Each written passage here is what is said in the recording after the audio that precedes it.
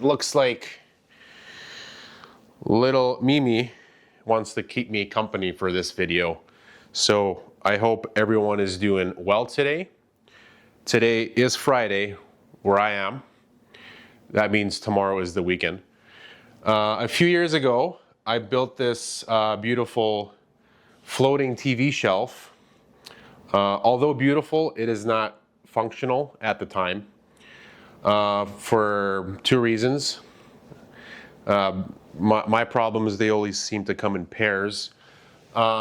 Reason number one is that I tried to make these drawer fronts piston fit, so they're super tight. And in the summertime, they swell up with the humidity. Here, just let me bring you guys in a little bit closer so I'm not humming and hawing here and you know what I'm talking about. I made these so they would be piston fit. And what that means is that the drawer front is gonna be super tight to the frame. And when you do stuff like that, there's the possibility that it could give you problems later on in life because the margin of error is very small. Let me show you when I try to open this, it binds up on these two corners. That could also be because of my drawer slides being flimsy. They wiggle and wobble all over the place. So I will be replacing the drawer slides.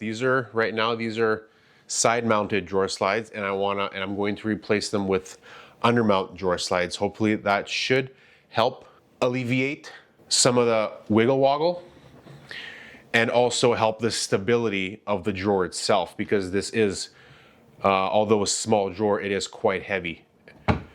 So the plan for today is to trim down these four sides and also replace the drawer slides.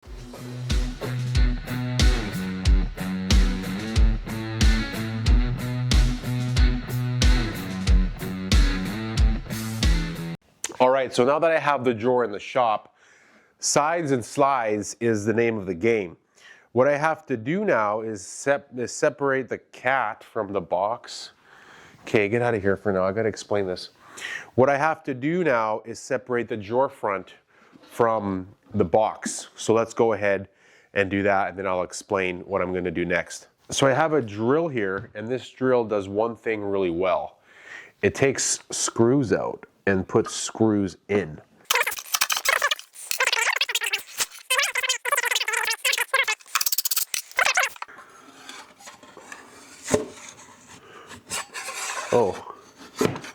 Oh, okay, there's just, I actually used some double-sided tape. Oh, there it is. So in case you didn't see me butchering this thing, I had used double-sided tape to get the drawer front on the drawer box when I initially mounted this for the first time many years ago. Today, everyone is learning, and it's a day of compounding mistakes. Another thing that I am going to do is get rid of these drawer slides.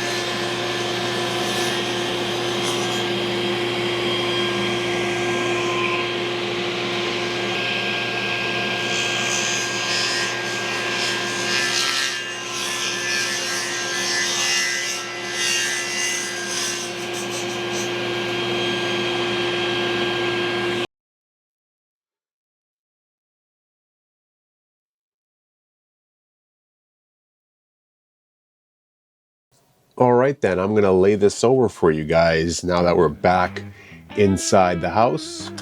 We have our open box here. Notice, yes, the very strong JRK bolts lagged into the walls.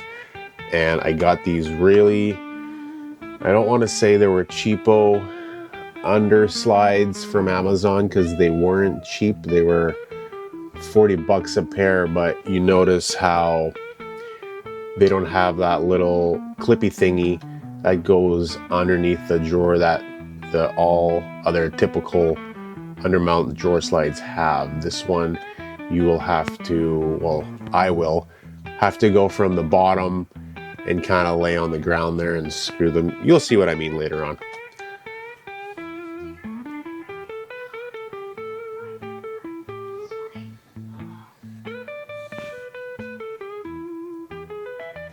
So I made up these spacers of 1/2-inch plywood and just put a little piece of an L plywood just to sit on top of the drawer box there so they wouldn't slip down. Unfortunately, you'll see later on, that was to no avail.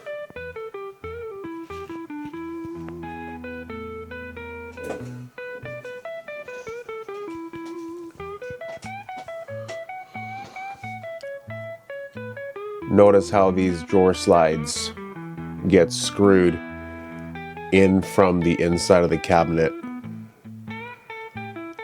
And then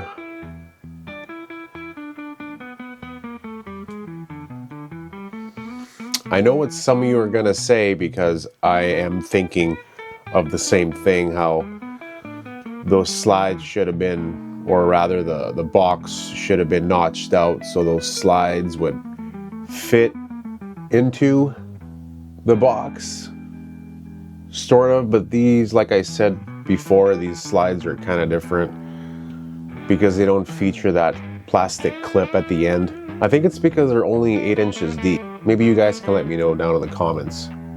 But yes, this was a compounding mistake. This is probably the 3rd mistake that I make. I could have made another box, but I really just wanted to get these in quickly. Oh, how lazy of me to just be laying around the floor working upside down. And yes, there goes the spacers, and now they are stuck in the back and I cannot get them out.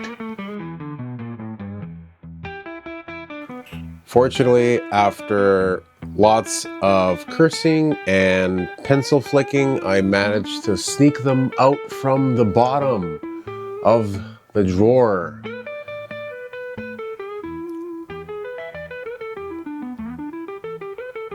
And yes, at this point, the house was getting very hot and I needed a drink.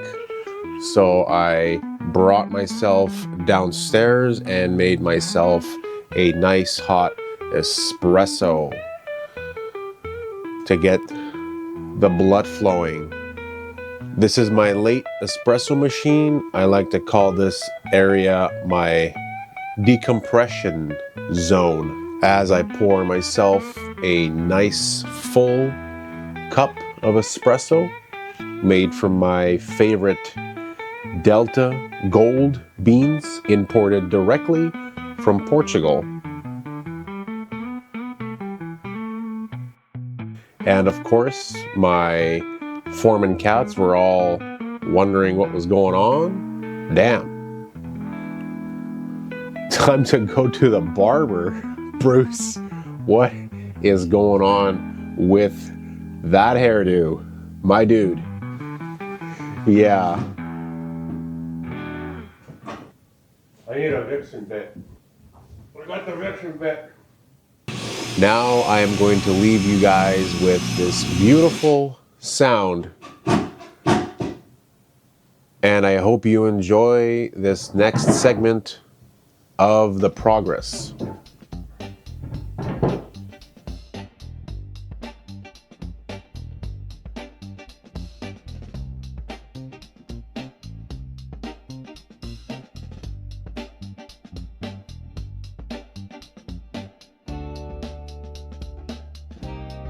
Sometimes when I do this, I think about how long these things are gonna last, and I always assume that they will last forever and that they will die with the house. And this case is no different. I still believe that these 2 drawers and floating shelf will die with the house. because why wouldn't they?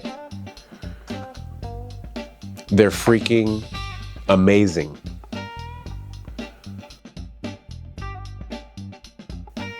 So this is a little trick that I learned.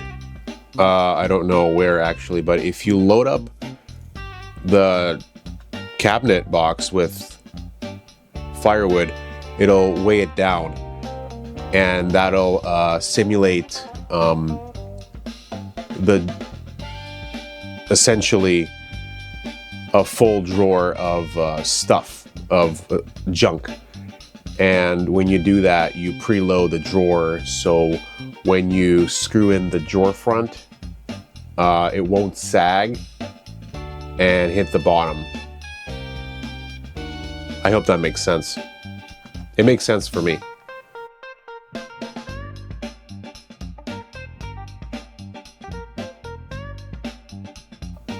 We got the 33434.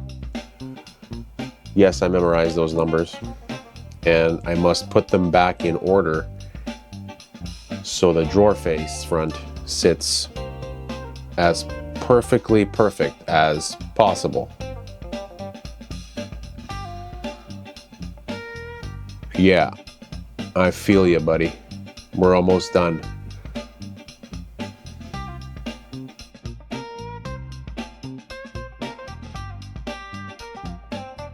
So Bruce, next time, are you going to take your time to work on a project so you don't have to make all these mistakes and come back 2 years later and redo it and then still make mistakes? Because once you start making mistakes, they like to compound. Yes.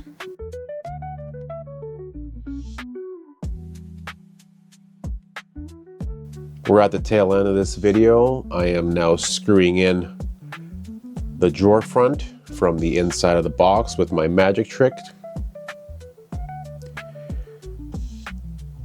I'm putting in 4 screws, 2 on the bottom and 2 on the top with the help of my clampety clamp.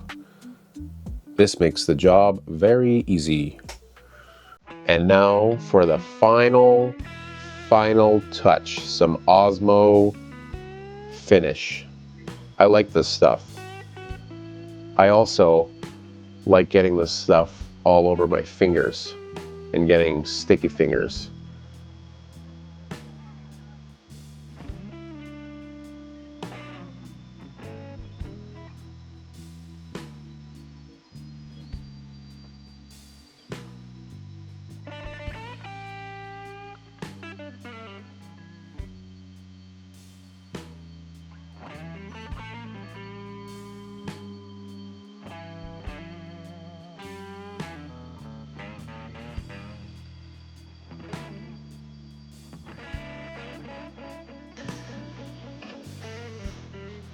All right. Now, I know that you're not thinking that this is perfect, but for those of you who think that this is perfect, I tell you right now that it's not perfect. And I perfectly accept that, because it's not about perfection. It's about living with the small imperfections that you make. Because there's a fine line between perfection and good enough. And good enough is good enough for me. Now, if you made it this far in the video, I very much appreciate it.